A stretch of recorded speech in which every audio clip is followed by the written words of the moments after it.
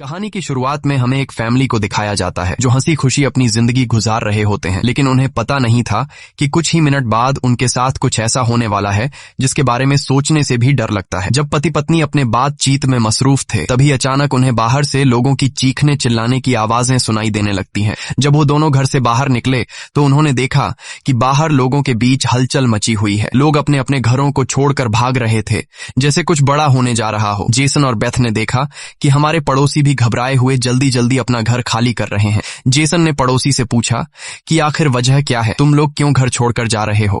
लेकिन वो लोग इतने जल्दी में थे कि उन्होंने जेसन की बात का कोई जवाब नहीं दिया। वहीं उन्होंने देखा कि पड़ोसी का बेटा भी अपना सामान पैक कर रहा है। जेसन ने जब उस बच्चे से पूछा कि तुम लोग कहां जा रहे हो, तो उस बच्चे ने जवाब दिया कि मेरे पापा का एक दोस्त गवर्नमेंट ऑफिसर है। उन्होंने कहा कि एक बहुत ही जहरीला वायरस फैल चुका है जो एक नॉर्मल इंसान को मॉन्स्टर में बदल देता है। लेकिन तभी वहां उस बच्चे की मां आ गई और उसे पकड़कर वहां से ले जाने लगी। जेसन ने उससे पूछा कि आखिर ये बच्चा किस वायरस की बात कर रहा है, जिस पर इस बच्चे की मां ने कहा कि अभी बताने का वक्त नहीं है, अपनी वाइफ और बेटी को लो और इस शहर से जितना हो सके दूर निकल जाओ। ये सुनकर जेसन और बेथ बहुत ज्यादा घबरा गए। उसके बाद जेसन बिना सोचे समझे अपनी फैमिली को गाड़ी में बिठाकर शहर से बाहर ले जाने लगता है, मगर रास्ते में उन्होंने देखा कि जो पड़ोसी भाग रहे थे वो वापस लौट रहे हैं। ये देखकर उन्हें और भी अजीब लगने लगा। आगे जाकर ये लोग ट्रैफिक में फंस जाते हैं। जब जेसन और उसकी फैमिली गाड़ी से बाहर उतरे तो उन्होंने देखा कि शहर से बाहर निकलने वाला अकेला रास्ता पुलिस ने बंद कर दिया है। आसमान में यहाँ वहाँ हेलीकॉप्टर्स पहरा देने लगे। लोगों को बताया जाने लगा कि शहर में एक जहरीला वायरस फैल गया है और तुम लोगों को जल्दी से घर वापस लौटना चाहिए। ये बात सुनकर जेसन को कुछ अजीब लगा कि जब शहर में वायरस फैल गया है तो लोगों को शहर से बाहर निकालने के बजाय उन्हें शहर में ही क्यों रहने को कहा जा रहा है। तभी अचानक पास की पहाड़ से एक बड़ा सा पत्थर उनके कार पर आ गिरा। ये देखकर वो लोग बहुत ज्यादा घबरा गए। पहाड़ हिलने लगा। तभी उस पहाड़ के पीछे से 2 मिलिट्री के फाइटर जेट्स निकलकर शहर की तरफ बढ़े। वो 2 फाइटर जेट्स पूरे शहर पर बमों की बारिश करने लगे, जिससे पूरा शहर राख में बदल गया। जेसन की वाइफ बेथ को फौरन समझ आ गया कि अगर वो पुलिस की बात मानकर घर लौट जाते तो उनका अंजाम बहुत बुरा होने वाला था। उसके बाद वो फाइटर जेट सड़क पर मौजूद लोगों की तरफ बढ़ने लगे। ये देखकर सभी लोगों में हलचल मच गई। अब सबको समझ आया कि गवर्नमेंट उन्हें मारना चाहती है। सभी अपनी जान बचाने के लिए यहाँ वहाँ भागने लगे, पर जेसन और बेथ को समझ आया कि वो कहीं भी भाग लें, वो फाइटर जेट्स उन्हें मारकर ही रहेंगे। तभी बेथ ने पीछे मुड़कर पहाड़ पर एक स्कूल देखा और उसे लगा कि बचने के लिए वो जगह बेहतर रहेगी। जिसके बाद जेसन, बेथ और जोई को लेकर स्कूल की तरफ पहाड़ पर चढ़ने लगे। पीछे ब्रिज पर मौजूद लोगों पर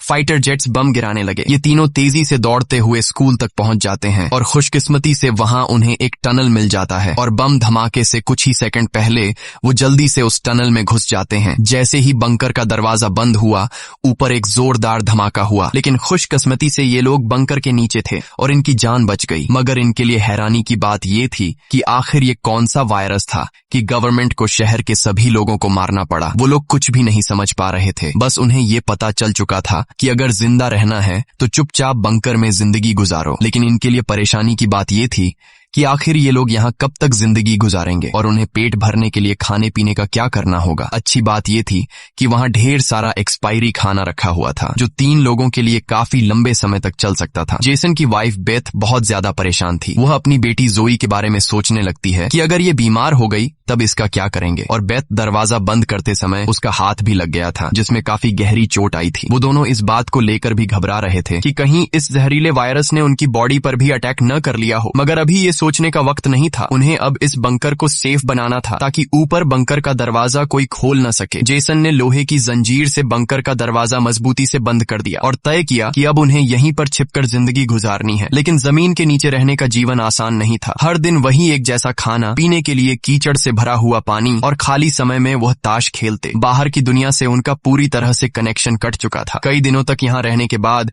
वो लोग बहुत ज्यादा इस बंकर में तंग हो चुके थे। लेकिन वो क्या करते, अगर ऊपर जाते तो उनकी जान नहीं बच पाती। इस जीवन ने जेसन के परिवार को मानो इस दुनिया के अंत का एहसास दिलाया। जोई ने अपने पापा से पूछा, पापा हम यहाँ कब तक रहेंगे? जेसन के पास इस बात का कोई जवाब नहीं था। उसने अपनी बेटी से बस यही कहा, जब बाहर वायरस चला जाएगा तभी हम बाहर जाएंगे। वो अपनी बेटी की आंखों पर उंगलियां रखकर बाहर की दुनिया उससे इमेजिन करवाता है। इस तरह से दिन गुजरते गए और फिर महीने। उन्हें नहीं पता था कि बाहर निकलने के इंतजार में उन्हें यहाँ इस बंकर में 300 से भी ज्यादा दिन गुजर चुके हैं। जोई अपनी माँ की बनाई हुई पेरिस्कोप से बाहर की दुनिया को देखती है। बाहर चारों ओर बस तबाही का मंजर नजर आ रहा था, जैसे ये पूरी दुनिया जलकर राख हो गई हो। वहाँ किसी भी इंसान का नामो निशान तक नहीं था। ये सब देखकर उस छोटी बच्ची को लगने लगा कि शायद हम इस दुनिया के आखिरी बचे हुए लोग हैं। माँ ने उसे दिलासा दिया कि तुम ऐसा मत सोचो, शायद तुम्हारे दोस्त भी हमारी तरह कहीं छुपे हुए हों। अब रात हो चुकी थी और डिनर का समय हो चुका था। उनके पास अब खाना भी कम बचा हुआ था, इसीलिए वो तीनों थोड़ा सा खाना खाकर काम चला रहे थे। लेकिन आज जोई की जिद पर उसे पूरा एक कैन का डिब्बा दिया गया। जोई ने जब टिन का डिब्बा खोला तो उसने देखा कि टिन का डिब्बा अंदर से खाली है। इस डिब्बे के पीछे की तरफ एक छोटा सा छेद था, शायद कोई चीज इसमें से खाना चुरा गई थी। बेथ ने सारी बची हुई डिब्बों की जांच की तो पता लगा कि पूरे 12 डिब्बे खाली थे। ये देखकर वो बहुत ज्यादा परेशान हुए, क्योंकि ये तो उनके 2 हफ्तों का राशन था। बेथ ने वेंटिलेशन जाली की तरफ देखा और अंदाजा लगाया कि शायद कोई चूहा अंदर आकर खाना ले गया। बेथ ने कहा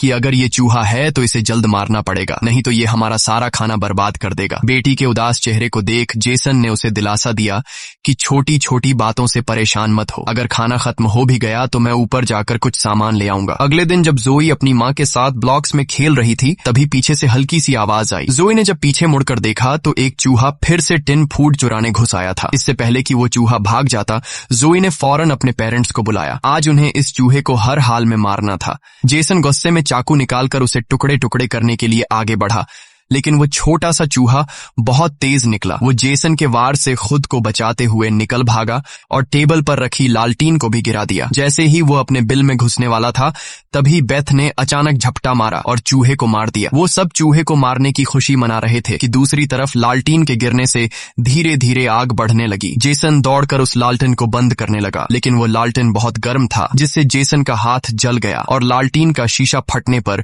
पूरे टेबल में आग लग गई। बेथ ने पर्दा फाड़कर आग बुझाने की कोशिश की। जेसन ने नल से आधी बाल्टी पानी निकालकर उस आग पर डाला। जैसे तैसे करके उन दोनों ने उस आग को बुझा लिया, लेकिन खतरा अभी टला नहीं, बल्कि अब उनके लिए और भी मुश्किल बढ़ने वाली थी, क्योंकि आग तो वो लोग बुझा चुके थे, मगर आग से निकलने वाले धुएं ने पूरे बंकर को धुएं से भर दिया था और वह धुआं धीरे धीरे वेंटिलेशन जाली से ऊपर की तरफ निकल रहा था। ये देखकर वो सब घबरा गए, क्योंकि ये धुआं उनका वहां होने का ठिकाना जाहिर कर रहा था। अब सब लोग सांस रोककर बैठे थे। जेसन ने